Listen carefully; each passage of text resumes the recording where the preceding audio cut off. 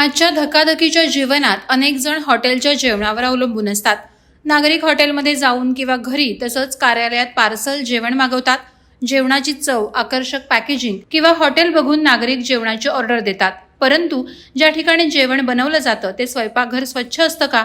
आपण उंदीर, डास, माशा घोंगावत असलेलं अन्न तर खात नाही ना? याची शहानिशा करणं आता अत्यंत महत्त्वाचं झालंय.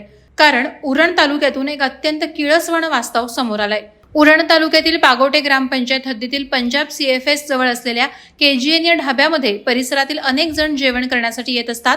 मात्र या ढाब्याची एका स्थानिक नागरिकानं पाहणी केली असता किचनमध्ये उंदीर, किडे, माशा आदींचा मुक्त वावर आढळला. या ढाब्यामध्ये असलेली अस्वच्छता पाहून पाहणाऱ्याला शिसारी यावं असंच ते दृश्य होतं. रोटी बनवण्यासाठी ठेवलेल्या पिठात उंदरांचा सुळसुळाट झाल्याचं यात पाहायला मिळालं. या ढाब्यावर स्थानिक नागरिकांची देखील तुफान गर्दी दिसून येते. मात्र हा ढाबा अनधिकृत असल्याचं येथील नागरिकांमार्फत सांगण्यात येत आहे. अतिशय अस्वच्छ किचन असलेला हा उरणमधील KGN ढाबा रात्री 3 ते 4 वाजेपर्यंत कोणाच्या परवानगीने चालू असतो? ढाबा मालकाकडे food safety and standard authority of इंडियाचं लायसन्स तरी असेल का, असा प्रश्न देखील आता उपस्थित होत आहे. अस्वच्छता, स्वयंपाकघरात झुरळ, उंदरांचा वावर, निकृष्ट दर्जाचं पिण्याचं पाणी आदींमुळे नागरिकांच्या जीवाशी खेळ होत आहे.